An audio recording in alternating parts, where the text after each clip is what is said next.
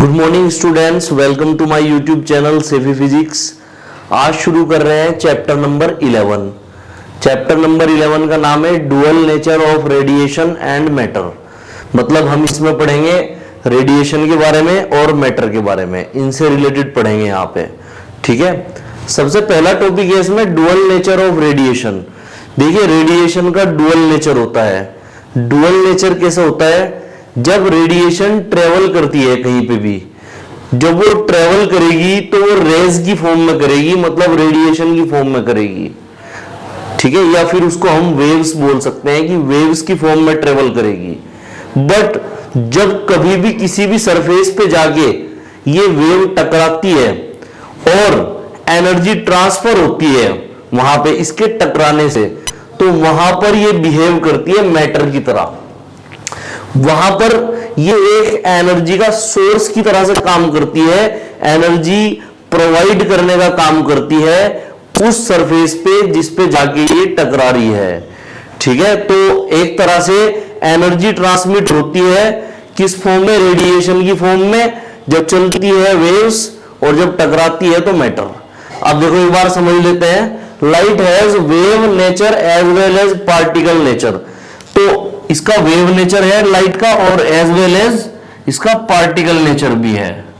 मतलब ये पार्टिकल बन जाएगी जब ये इंसिडेंट होगी किसी भी सरफेस पे जाके, चलेगी तो वेव की फॉर्म में चलेगी लाइट। ठीक है, तो लाइट के दो नेचर है यहां पे। Light particle with definite energy and linear momentum are called light photons and energy packets. ये सन की लाइट है और इसमें जो निश्चित एनर्जी होती है और लीनियर मोमेंटम होता है उसको बोलते हैं फोटॉन्स। ठीक है, light photon and energy packets.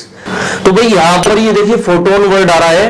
Photon का मतलब है कि जो लाइट चलती है उसमें एनर्जी के पैकेट्स होते हैं उस लाइट में, तो उन एनर्जी के जो पैकेट्स हैं उन्हें क्या बोलते हैं? फोटोन बोलते हैं। ठीक है, एनर्जी ऑफ फोटोन्स कैसे निकलती है? E equals to H nu equals to H C upon lambda. ये दो फॉर्मूला है, न्यू की वैल्यू होती है सी अपॉन लैम्डा। ठीक है, एच यहां पर क्या है? एच यहां पर प्लांक कांस्टेंट है। एच क्या है? Planck constant. ठीक है, और इसकी जो वैल्यू होती है प्लांक कांस्टेंट की वो 6.6 10 की पावर -34 जूल सेकेंड। यहां पर न्यू क्या है? न्यू है फ्रीक्वेंसी। न्यू यहां पर फ्रीक्वेंसी है। किसकी फ्रीक्वेंसी है भाई? ये फ्रीक्वेंसी ऑफ लाइट, लाइट की फ्रीक्वेंसी है। ठीक है, ई एनर्जी है यहां पर फोटोन की। एच, एच बता दिया प्लांक कांस्टेंट। सी क्या है? Speed of light. सी है स्पीड ऑफ लाइट। क्या वैल्यू होती है स्पीड ऑफ लाइट की?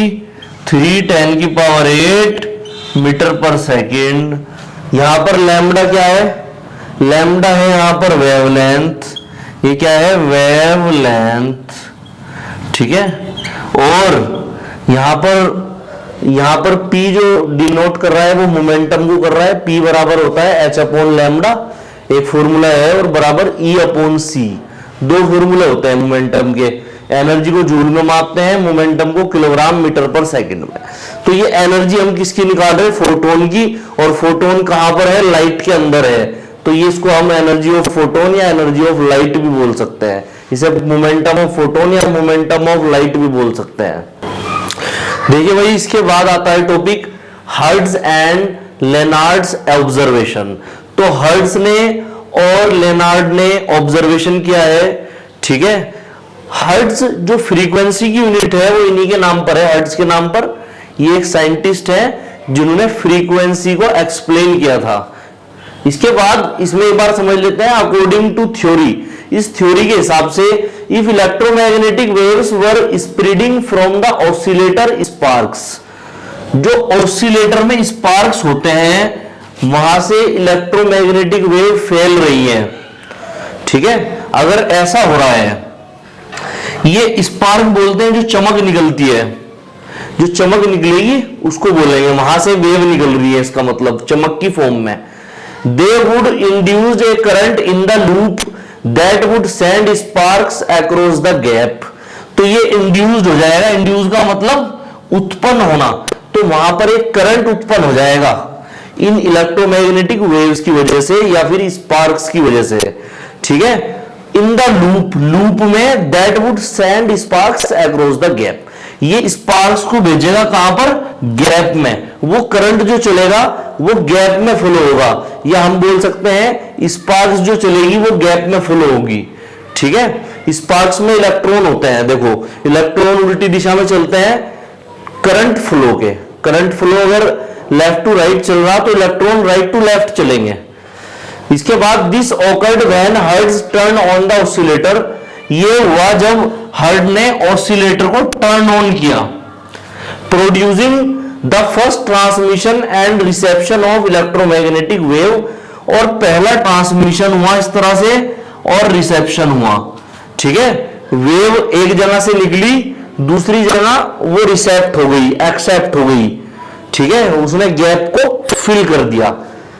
Of electromagnetic waves Hertz also noted that electrical conductors reflect the waves, Hertz ने ये बात भी नोट की कि जो इलेक्ट्रिकल कंडक्टर्स हैं जिनमें करंट फ्लो होता है वो रिफ्लेक्ट करते हैं वेव्स को, and that they can be focused by concave reflectors, और उनको फोकस किया जा सकता है कॉनकेव रिफ्लेक्टर्स के द्वारा। He found that non conductors, जिनमें करंट फ्लो नहीं होता, नॉन कंडक्टर्स जो होते हैं allow most of the waves to pass through, ये ज्यादातर वेव्स को पास थ्रू कर देते हैं, ठीक है, उनमें से पास हो जाती है वेव ज्यादातर। Another of his discoveries was the photoelectric effect, और ये जो हर्ट्ज हैं इनकी बहुत ही बड़ी डिस्कवरी है फोटोइलेक्ट्रिक इफेक्ट। तो फोटोइलेक्ट्रिक इफेक्ट के बारे में दिया था हर्ट्ज ने, जो फ्रीक्वेंसी की यूनिट भी है, हर्ट्ज इन्हीं के नाम पे है। तो अब ये समझते हैं फोटोइलेक्ट्रिक इफेक्ट क्या है। When light of sufficiently small wavelength is incident on the metal surface, electrons are ejected from metal surface. This phenomena is called photoelectric effect. देखिए एक स्मॉल वेवलेंथ की एक हमारे पास लाइट है, ठीक है, जिसकी स्मॉल वेवलेंथ है, वेवलेंथ बहुत ही कम है, वो जाके किसी मेटल सरफेस पे टकराती है जाके, तो वहां से इलेक्ट्रॉन निकलेंगे। इस फिनोमिना को, इस घटना को बोलते हैं फोटोइलेक्ट्रिक इफेक्ट। आपने देखा भी होगा कि मेटल के सरफेस पे जब सूर्य की रोशनी पड़ती है, सन की लाइट पड़ती है, तो वो चमक आती है, उसमें से चमक आती है। वो चमक क्यों आ रही है, वो स्पार्क की फॉर्म में आ रही है चमक। वो चमक ही जो स्पार्क होती है उसमें ही इलेक्ट्रॉन होते हैं, तो वो इलेक्ट्रॉन निकल रहे हैं मेटल सरफेस से। इलेक्ट्रॉन ही चमक की फॉर्म में निकलते हैं, एक ग्रुप की फॉर्म में, वो हमें चमक की फॉर्म में दिखाई देते हैं, मतलब स्पार्क में। देखो भाई यहां से आप समझो फोटोइलेक्ट्रिक इफेक्ट को, ये मेटल है, मेटल में ये बहुत सारे इलेक्ट्रॉन्स दे रखे हैं, यहां से सनलाइट आगे इस पे फॉल करेगी। सनलाइट के अंदर क्या है, छोटे छोटे से पैकेट्स हैं एनर्जी के, जिन्हें फोटॉन्स बोलते हैं। ये फोटॉन्स क्या करेंगे, यहां से एनर्जी ने प्रोवाइड करेंगे इलेक्ट्रॉन्स को। अब ये इलेक्ट्रॉन एनर्जी गेन करने के बाद इस सरफेस से बाहर निकलेंगे और इन इलेक्ट्रॉन को बोला जाएगा फोटो इलेक्ट्रॉन्स। फोटो इलेक्ट्रॉन्स, ये सब क्या है, फोटो इलेक्ट्रॉन्स है। ये जो इलेक्ट्रॉन्स हैं हमें डेली लाइफ में जो दिखाई देंगे वो स्पार्क की फॉर्म में दिखाई देंगे, स्पार्क, ठीक है। स्पार्क की फॉर्म में ये इलेक्ट्रॉन्स हमें दिखाई देंगे डेली लाइफ में। तो ये इलेक्ट्रॉन ऐसे यहां से इजेक्ट होंगे, ejected electrons are called photo electrons. तो इजेक्ट मतलब जो बाहर निकलने वाले इलेक्ट्रॉन्स हैं वो क्या है, फोटो इलेक्ट्रॉन्स, और ये फिनोमिना कहलाएगा फोटो इलेक्ट्रिक इफेक्ट, ठीक है। यहां पर एक वर्ड यूज हुआ है ऑसिलेटर, जिससे पहले हमने हर्ट एंड लेनार्ड एक्सपेरिमेंट पढ़ा है, या जिसको ऑब्जर्वेशन भी बोलते हैं, वो पढ़ा है। ऑसिलेटर का काम होता है पीरियडिक सिग्नल बनाना, मतलब एक बार बार रिपीट होने वाला सिग्नल बनाना, ठीक है, और फ्रीक्वेंसी जनरेट करना। फ्रीक्वेंसी जनरेट करेंगे तो तभी तो रेडियो ऑपरेट होगी, रेडियो, टीवी, ठीक है, ये सब ऑपरेट होते हैं इससे। मोबाइल फोन,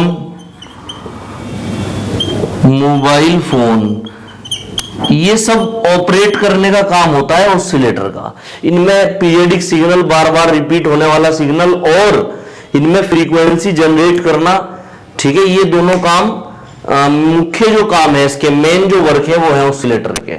ठीक है, देखिए भाई अगली डेफिनेशन है हमारे पास थ्रेशोल्ड फ्रीक्वेंसी। थ्रेशोल्ड फ्रीक्वेंसी क्या होती है? एक फ्रीक्वेंसी चाहिए उसको, मैक्सिमम फ्रीक्वेंसी चाहिए फोटो इलेक्ट्रॉन को मेटल के सरफेस में से इमिट होने के लिए। इमिट का मतलब होता है बाहर निकलने के लिए, उसको बोलते हैं threshold frequency. The maximum frequency required by photo electron to emit from the surface of metal is called threshold frequency. तो जो मैक्सिमम फ्रीक्वेंसी रिक्वायर्ड है, थ्रेशोल्ड फ्रीक्वेंसी उसको बोलते हैं। ये फोटो इलेक्ट्रॉन को चाहिए बाहर निकलने के लिए, ठीक है। अगर इससे कम है वैल्यू तो इलेक्ट्रॉन बाहर नहीं निकल पाएगा। कम से कम थ्रेशोल्ड फ्रीक्वेंसी या इससे ज्यादा वैल्यू होनी चाहिए, तभी फोटो इलेक्ट्रॉन बाहर निकलेगा मेटल सरफेस में से। It is called threshold frequency, it is denoted by nu naught. Nu naught बराबर C upon lambda naught. Nu naught तो यहां पर थ्रेशोल्ड फ्रीक्वेंसी है, लैम्डा नॉट यहां पर है थ्रेशोल्ड वेवलेंथ, और सी है स्पीड ऑफ लाइट। ठीक है, तो मतलब हुआ कि जो न्यू फ्रीक्वेंसी है, अगर इलेक्ट्रॉन को इमिट होना है किसी मेटल सरफेस से तो वो ज्यादा होनी चाहिए न्यू नॉट से, या इक्वल होनी चाहिए। ठीक है, तो इक्वल या ज्यादा होगी तब वो इमिट हो पाएगी। ये मैक्सिमम होनी चाहिए मतलब फ्रीक्वेंसी।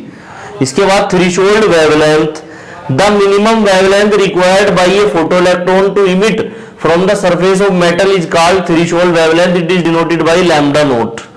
ठीक है, तो यहां पर थ्रेशोल्ड जो वेवलेंथ है वो क्या है कि ये मिनिमम जो वेवलेंथ रिक्वायर्ड है, ठीक है, फोटो इलेक्ट्रॉन के द्वारा इमिट होने के लिए सरफेस में से, उसको बोलते हैं थ्रेशोल्ड वेवलेंथ। ये मिनिमम होनी चाहिए।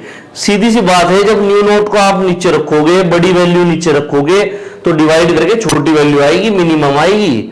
ठीक है, तो कम से कम मतलब मिनिमम इतनी होनी चाहिए वेवलेंथ, इससे ज्यादा नहीं होनी चाहिए।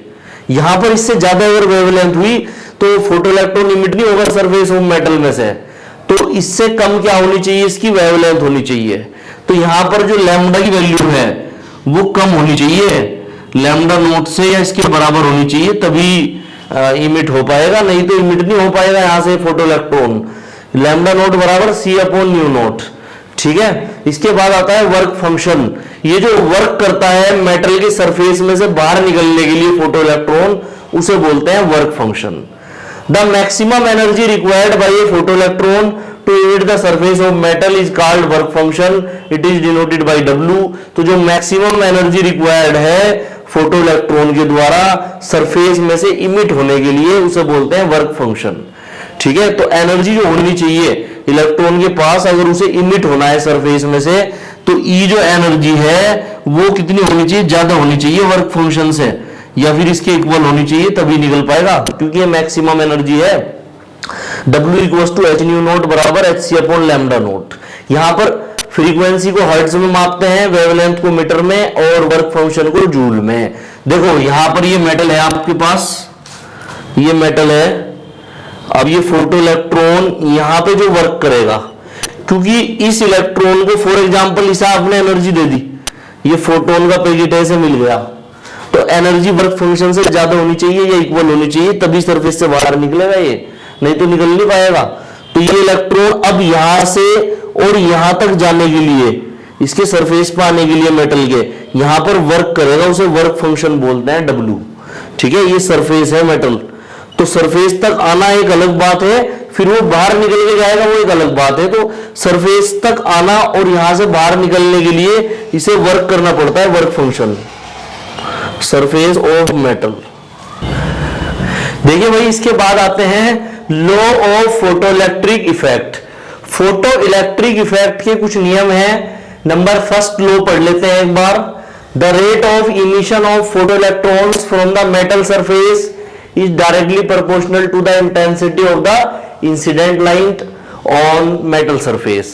तो ये जो इंटेंसिटी है इंसिडेंट लाइट की, इस पे रेट ऑफ इमिशन जो होता है फोटो इलेक्ट्रॉन्स का, वो डिपेंड करता है।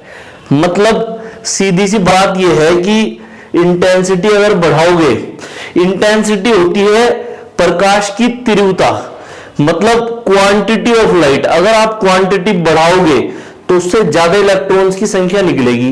क्वांटिटी कैसे बढ़ती है? जैसे एक बल्ब की क्वांटिटी जो होगी वो कम होगी लाइट की, दो बल्ब की ज्यादा होगी, तीन की और ज्यादा और चार की और ज्यादा होगी। तो क्वांटिटी अगर बढ़ाएंगे तो वहां से क्या होगी, ये लाइट और बढ़ेगी, उससे इलेक्ट्रॉन की जो संख्या है वो यहां से ज्यादा निकलेंगे इलेक्ट्रॉन, उनकी संख्या बढ़ेगी इलेक्ट्रॉन की भी, n प्रोपोर्शनल टू I। ठीक है। नंबर दूसरा लो है इसका, the maximum kinetic energy of photo electrons do not depend on the intensity of incident light. जो मैक्सिमम काइनेटिक एनर्जी होती है के मैक्सिमम, वो इंटेंसिटी ऑफ इंसिडेंट लाइट पे डिपेंड नहीं करती। मतलब के मैक्स जो होती है, अब देखो सरफेस से बाहर निकलेंगे फोटो इलेक्ट्रॉन्स, और जब वे बाहर निकलेंगे तो वो मोशन में होंगे, तो मोशन में कौन सी एनर्जी होगी, यहां पर काइनेटिक एनर्जी होगी उनकी के मैक्स। और ये डज नॉट डिपेंड, ये डिपेंड नहीं करती है इंटेंसिटी ऑफ लाइट, मतलब वो कितनी तेज निकलेंगे, कितनी स्पीड से निकलेंगे, कितने फास्ट निकलेंगे, ये बात इंटेंसिटी पे डिपेंड नहीं करती। ठीक है। Number third, the maximum kinetic energy of photo electrons emitted from the metal surface increases as the frequency of incident light is increased. अगर आप फ्रीक्वेंसी बढ़ाओगे इंसिडेंट लाइट की तो मैक्सिमम काइनेटिक एनर्जी जो होती है वो इंक्रीज होती है। ठीक है। इसका मतलब सीधा सा ये हुआ कि के मैक्स जो होता है वो कहीं ना कहीं अप्रोक्सीमेटली प्रोपोर्शनल होता है फ्रीक्वेंसी ऑफ लाइट के, इंसिडेंट लाइट के। अगर आप फ्रीक्वेंसी बढ़ाओगे तो के मैक्स जो काइनेटिक एनर्जी है वो भी बढ़ेगी उसकी। ठीक है। इसके बाद number fourth point, the frequency of incident light is less than the minimum frequency required for the emission of photo electrons. No electron will emit of the surface. This minimum frequency is known as the threshold frequency. इसके बारे में हमने अभी पढ़ा था। अगर आपकी जो फ्रीक्वेंसी है इंसिडेंट लाइट की वो मिनिमम रिक्वायर्ड फ्रीक्वेंसी से कम है, मतलब थ्रेशोल्ड फ्रीक्वेंसी से कम है फ्रीक्वेंसी आपकी, तो यहां से कोई इलेक्ट्रॉन इमिजन नहीं होगा। ये हम अभी पढ़ के आए थे थ्रेशोल्ड फ्रीक्वेंसी, अब इससे ही पिछले वाले टॉपिक्स में। Number 5, there is no time lag in the emission of electrons and from the metal surface photoelectrons immediately come out of the surface. Emission time lag नहीं होता, मतलब इसमें कोई समय नहीं लगता। ठीक है। जैसे ही इलेक्ट्रॉन बाहर निकलेगा सरफेस से, तुरंत एनर्जी फोटोन के सरफेस पे पड़ते ही इलेक्ट्रॉन बाहर निकल जाएगा इमीडिएटली, उसमें समय नहीं लगता। ठीक है। देखिए भाई, इसके बाद हमारा जो टॉपिक है वो है आइंस्टीन इक्वेशन। बहुत ही इंपॉर्टेंट टॉपिक है और समझने वाला टॉपिक है ये। ठीक है। फोटो इलेक्ट्रिक इफेक्ट में ये बेस्ड एक टॉपिक है। फोटो इलेक्ट्रिक इफेक्ट, उसके लॉ और जो हमने डेफिनेशन पढ़ी है वे भी अपने आप में इंपॉर्टेंट है, बट उनसे भी ज्यादा इंपॉर्टेंट ये लॉ है। एक बार समझ लेते हैं। According to this equation the sum of work function and maximum kinetic energy is equal to the energy of photon. तो ये जो सम है वर्क फंक्शन का और मैक्सिमम काइनेटिक एनर्जी का, ये इक्वल है एनर्जी ऑफ फोटोन के। वो कैसे है, एक बार इसे समझ लेते हैं। देखो, ये हमारे पास एक मेटल का सरफेस है। ये क्या है, मेटल। ठीक है। ये हमारे पास मेटल है, यहाँ बहुत सारे इलेक्ट्रॉन है। अभी हमने इसको फोटो इलेक्ट्रिक इफेक्ट में भी पढ़ा था और उसके लॉ में भी पढ़ा था। ये यहां से आगे सनलाइट पड़ी, सनलाइट में छोटे छोटे पैकेट थे एनर्जी के जिन्हें फोटोन बोला था। ये फोटोन्स है। ठीक है। ये सनलाइट है, सनलाइट में ये है। अब क्या होगा, इन फोटोन्स की जो एनर्जी है वो E है, E equals to H nu बराबर H C upon lambda. Nu की वैल्यू C अपॉन लैम्डा। ये E एनर्जी है इन फोटोन्स की। जब ये एनर्जी ये इलेक्ट्रॉन गेन करेंगे तो ये इलेक्ट्रॉन जब सरफेस से बाहर आएगा तो कुछ एनर्जी को तो वर्क फंक्शन के रूप में ये सरफेस से बाहर आने पे लगा देंगे। ठीक है। सरफेस से बाहर आने में इन्हें वर्क करना पड़ेगा मेटल के अंदर, उसे बोलेंगे वर्क फंक्शन W। ठीक है। तो कुछ एनर्जी तो यहां पे लग जाएगी वर्क फंक्शन की फॉर्म में, इस एनर्जी का कुछ हिस्सा। और फिर जब ये सरफेस से बाहर निकलेंगे फोटो इलेक्ट्रॉन, तो यहां पर कुछ एनर्जी इनकी चली जाएगी किस फॉर्म में, काइनेटिक एनर्जी की फॉर्म में। तो ये है इनकी के मैक्सिमम काइनेटिक एनर्जी, ये है फोटो इलेक्ट्रॉन्स। ठीक है, तो देखो इन्होंने से दो काम किए, ई से, और ई से दो वर्क किए इन्होंने, दो काम किए, एक तो वर्क फंक्शन के रूप में वर्क किया है यहाँ पर, और एक काइनेटिक एनर्जी के फॉर्म में इन्होंने मोशन किया है इसमें। तो ये मोशन करके वहां आगे तक जाएंगे जहां तक कि इनके पास ये एनर्जी होगी। ठीक है, उस हिसाब से फिर इसी तरह से ये प्रोसेस इसमें चलता रहेगा, रिपीट होता रहेगा। अब इसमें समझ लो कि यहाँ पर जो ई है, एनर्जी के दो काम हुए हैं यहाँ पर जो फोटो इलेक्ट्रॉन ने इससे किए। एक तो हमने यहाँ पर देखा कि इसने वर्क किया वर्क फंक्शन, और एक के मैक्सिमम काइनेटिक एनर्जी के रूप में इसने मोशन किया। इसमें W उधर ले जाओ तो के मैक्स इक्वल टू कितना आ जाएगा, E माइनस डब्ल्यू। एक तो फॉर्मूला, बेसिक फॉर्मूला बिल्कुल ये बन गया इसका, के मैक्स बराबर E माइनस डब्ल्यू इतने जूल। ठीक है, और ये भी सी की इक्वेशन है, इसको इस तरह से भी लिख सकते हैं, E equal to W plus K max. अब इनमें वैल्यू रखेंगे, के मैक्स की value half M V max square, E की वैल्यू है एच न्यू, डब्ल्यू की है एच न्यू नॉट। इस तरह से एक इक्वेशन और बनेगी यहां पर, कैसे, half M V max square, H common लेके न्यू माइनस न्यू नॉट इतने जूल। एक ये बन गई यहां पे इक्वेशन। ठीक है, एक और बनाएंगे इसमें इक्वेशन हम, half M V max square equals to H nu की value C upon lambda, nu naught की सी अपॉन लैम्डा नोट। ठीक है, सी कॉमन ले लेंगे तो क्या बन जाएगी यहां पर, half M V max square equals to H C one upon lambda minus one upon lambda naught. एक इक्वेशन ये बन गई यहां पर। ठीक है, और जो मैक्सिमम एनर्जी है काइनेटिक एनर्जी, उसका एक फॉर्मूला होता है ई वी नोट। क्या होता है, ई वी नोट, जहां पर वी नोट क्या है, स्टॉपिंग पोटेंशियल है। ये क्या है, स्टॉपिंग पोटेंशियल। तो इस फॉर्म में अगर आप इसे लिखोगे तो कैसे लिखोगे, अब जहां half M V maximum square K max की वैल्यू रखी थी वहां ई वी नोट रख दो, तो यहां पे भी इसकी जगह ई वी नोट रख देंगे बराबर H into new minus new note, एक फॉर्मूला ये बन गया।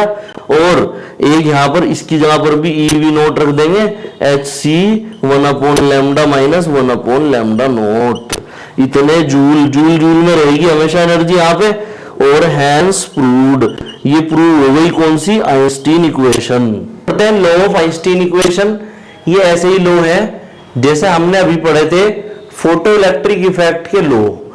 जो उसमें पहला लॉ है वो क्या है, देख लेते हैं। As the frequency nu is increased the value of kinetic energy half M V max square will also increase. तो हमने अभी ये पढ़ा था उस वाले लॉ में भी कि अगर फ्रीक्वेंसी बढ़ाते हैं तो मैक्सिमम जो काइनेटिक एनर्जी है वो भी बढ़ती है, अगर फ्रीक्वेंसी घटाओगे तो मैक्सिमम काइनेटिक एनर्जी घटेगी। ठीक है, ये दोनों डिपेंड करती है एक दूसरे पे। Number second, if nu equals to nu naught then the value of velocity of emitted photon will be zero. तो अगर nu equals to nu naught है तो वेलोसिटी जो इमिटेड फोटोन की वो जीरो होगी। ये कैसे होगा, देखो सीधी सी बात है कि न्यू इक्वल्स टू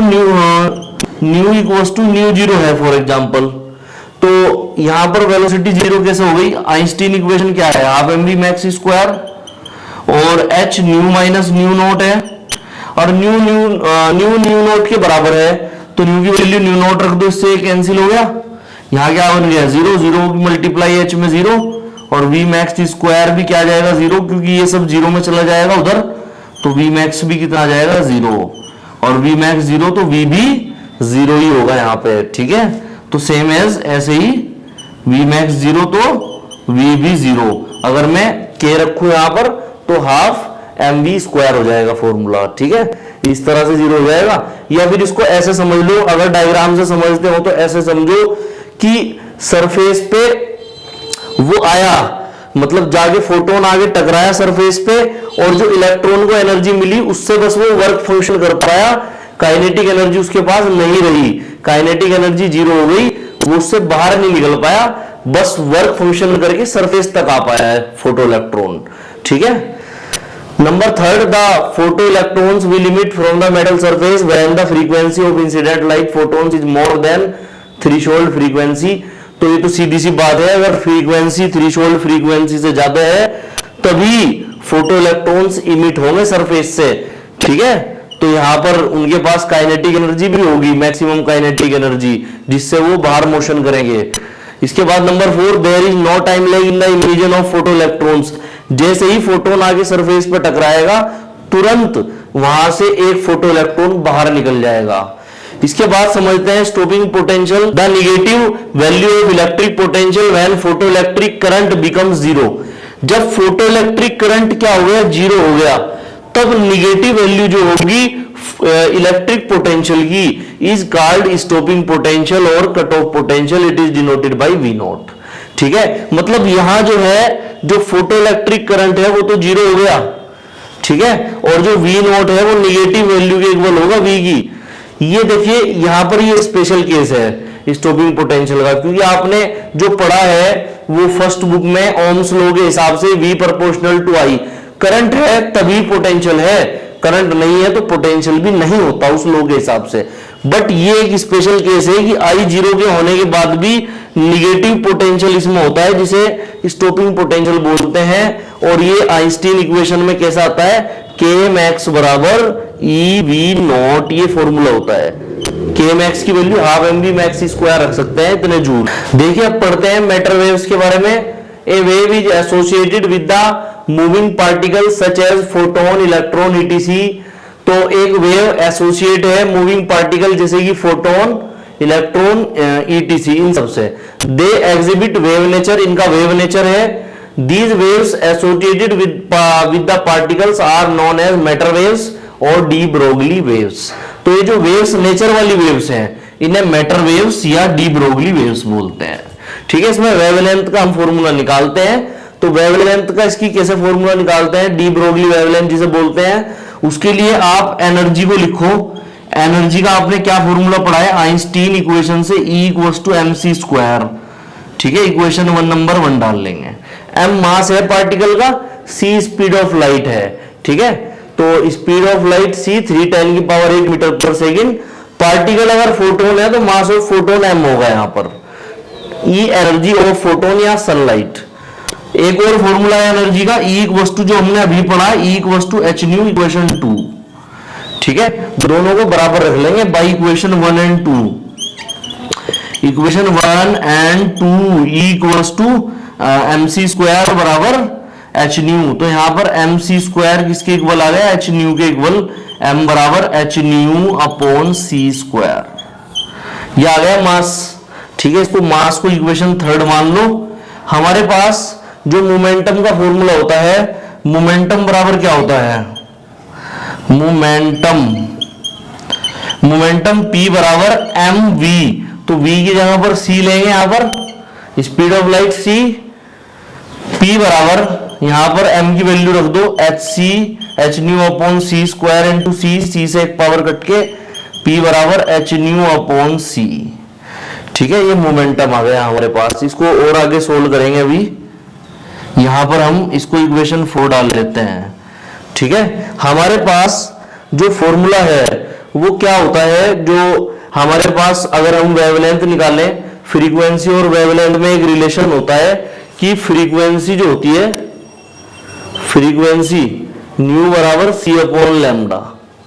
ठीक है, तो न्यू की वैल्यू वहां पे रखेंगे तो एक रिलेशन निकल के आ जाए। ये न्यू की वैल्यू उठा के रख दो कहां पर, इक्वेशन 4 में। Put the value of new in equation 4। ठीक है, P बराबर h अपॉन c, न्यू की value c upon lambda. New से c कट गया, लैम्डा ऊपर P नीचे, लैम्डा बराबर h अपॉन p। ये मेन फॉर्मूला है डी ब्रोगली वेवलेंथ का, डी ब्रोगली वेवलेंथ। और ये इन वैज्ञानिकों ने ही दी थी, उनके नाम पे ही इनको रखा गया। मैटर वेव्स के बारे में डी ब्रोगली ने बताया था, इसलिए डी ब्रोगली वेव्स भी बोलते हैं। और ये वेवलेंथ इन्होंने दी थी डी ब्रोगली ने, इसलिए उसको डी ब्रोगली वेवलेंथ बोलते हैं, इतने मीटर।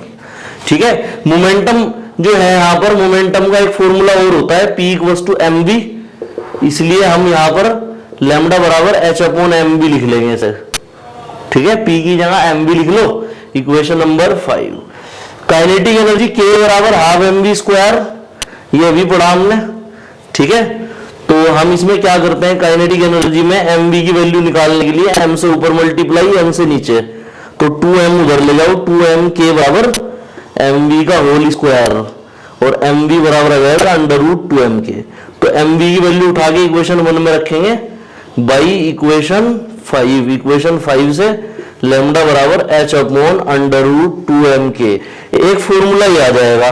ठीक है, एक और फॉर्मूला बनेगा इसमें, अभी k की वैल्यू क्या होती है, because k equals to e v naught अभी पढ़ा हमने ये, तो लैम्डा बराबर क्या आ जाएगा h upon under root 2m e v naught. ठीक है, इतने मीटर। ठीक है भाई, एक बार और आप यहाँ पे समझ लो कि मास हमें पता है इलेक्ट्रॉन का 9.1 10 की पावर माइनस 31, इलेक्ट्रॉन का चार्ज E पता 1.6 10 की पावर माइनस 19 कूलम और H प्लांक कांस्टेंट 6.6 10 की पावर माइनस 34 जूल सेकंड। तो इसलिए लैम्डा बराबर एक आर्मस्ट्रॉन्ग 10 की पावर माइनस 10 मीटर, तो 12.27 upon under root v naught, इतने आर्मस्ट्रॉन्ग आ जाएगा ये। ठीक है, हैंस प्रूव्ड। ये हमारे पास फाइनल फॉर्मूला आ गया डी ब्रोगली वेवलेंथ का, जहां वी नॉट डायरेक्ट रखे लैम्डा की वैल्यू निकल जाएगी। देखिए भाई, main properties of D Broglie waves, D Broglie waves जिन्हें मैटर वेव्स भी बोलते हैं, उनकी मेन प्रॉपर्टी है number first, the dualism of matter is inherit in the de Broglie equation. देखो, डुअलिज्म का मतलब है कि इसके दो नेचर है, डुअल नेचर है मतलब टू नेचर है, फर्स्ट नेचर है इसका पार्टिकल और दूसरा है इसका सेकंड है वेव। ठीक है, तो डुअल का मतलब दो। ठीक है, number second, the de Broglie wavelength is independent of charge and nature of the material particle. तो चार्ज कैसा है उस पे निर्भर नहीं करती है वेव, और मटेरियल जो है वो पार्टिकल का वो क्या है उस पे भी ये निर्भर नहीं करती। Number third, the de Broglie wavelength is significantly measurable only in case of sub atomic particles like electrons, protons ETC. जितना कम मास वाला पार्टिकल होगा उतना ही डी ब्रोगली वेवलेंथ की वैल्यू ज्यादा आएगी।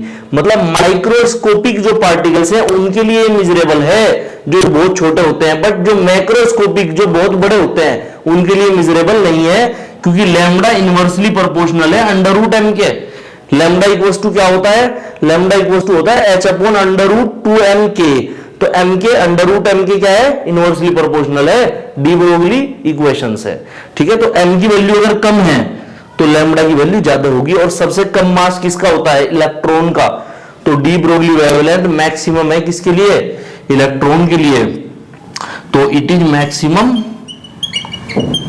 फॉर इलेक्ट्रॉन, फॉर ई लिख रहा हूं मैं इलेक्ट्रॉन। ठीक है, तो डी ब्रोगली वेवलेंथ सबसे ज्यादा होती है इलेक्ट्रॉन के लिए क्योंकि उसका मास सबसे कम है।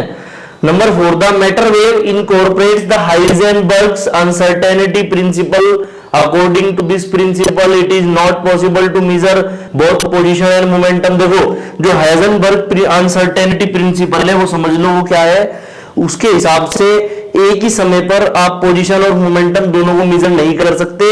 Delta x multiply delta p equals to h upon 4 pi से ग्रेटर या इक्वल है। ठीक है, तो या तो आप पोजीशन एक बार में मेजर कर सकते हो या मोमेंटम। इससे ये इनकॉर्पोरेट करता है, मतलब इसको ये फॉलो नहीं करता है। इसका मतलब डी ब्रोगली वेव को जो पोजीशन और जो मोमेंटम है वो एक ही समय पर आप मेजर कर सकते हो डी ब्रोगली वेव के हिसाब से, जिनको मैटर वेव भी बोलते हैं। नोट करके एक बात और लिख लो, उसमें नोट करके आप लिख लो कि the rest mass of photon is 0। क्या है वो, 0 है। And moving photon consist some mass.